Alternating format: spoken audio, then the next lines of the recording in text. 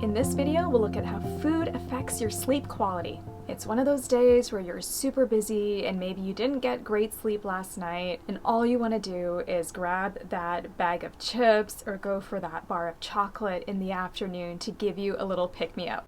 Do you ever experience this? If yes, click the like button so that I know I'm on the right track. I'm Dr. Nishi Bhopal. I'm a physician specializing in integrative psychiatry and sleep medicine, and I'd like to invite you to grab my free holistic sleep guide. The guide is available at IntraBalance.com/sleep guide, and the link is also available in the video description. The food that you eat impacts your sleep quality, and then your sleep quality impacts the type of food you eat and maybe even the type of food that you tend to crave. One of the reasons for this is that sleep affects your hunger hormones. There's two primary hormones involved in hunger and appetite and feeling full. These are called ghrelin and leptin. Ghrelin is a hormone that makes you feel hungry. So I remember that by remembering that your stomach growls when you're hungry. So ghrelin makes your stomach growl. Leptin helps you feel satiated and full. So I remember that by thinking about wanting to lie down after a big meal because you feel full. So leptin makes you want to lie down because you are full. And what happens when you don't get very good sleep, or if you're sleep deprived,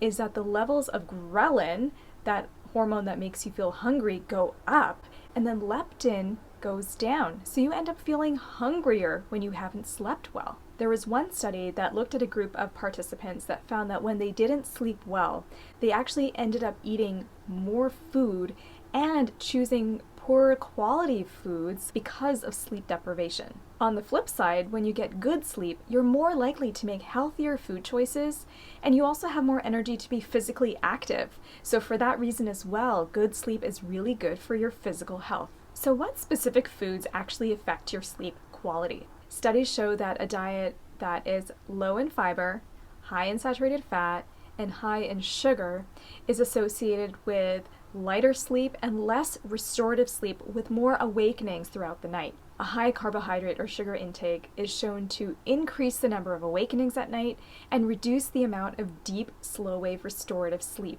A high intake of saturated fat is also associated with less restorative and less deep sleep. And then on the flip side, it's been shown that diets that are high in fiber are actually associated with more time spent in that stage of deep, slow-wave sleep. So it's been suggested that a Mediterranean-style diet is associated with fewer symptoms of insomnia and better quality sleep. Now, this is kind of an emerging area of research, so we need more studies to fully understand the nuances of how food affects sleep. But there are a few general principles that you can try to incorporate to help improve the quality of your sleep.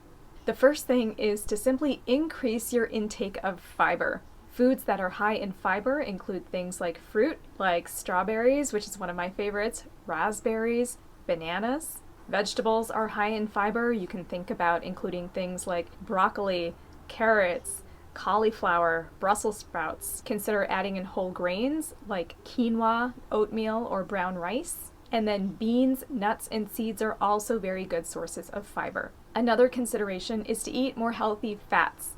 These include things like avocado, or nut butters, or coconut. And then again, nuts and seeds are a great source of healthy fats. In general, if you are making some modifications to your diet simply to improve your physical health, but also specifically to improve the quality of your sleep, you want to think about sticking to whole foods, whole grains, lots and lots of plants. A great diversity of plants is really good for your microbiome, which also has an impact on your sleep. You'll want to cut back on processed foods, so maybe skip that bag of chips that you might be craving in the afternoon and maybe reach for some carrots and hummus instead as a snack. That would be a great alternative that is high in fiber and high in good fat. And then stay away from things that have a lot of added sugars or preservatives or things that are highly processed, because we know that this has a negative impact on your sleep quality. And then when it comes to the timing of food, you'll want to avoid meals that are very heavy or fatty or sugary.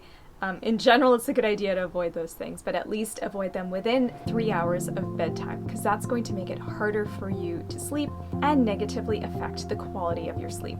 If you found this video helpful, go ahead and click that subscribe button so that you can keep on learning simple ways to enhance your sleep and mental well-being.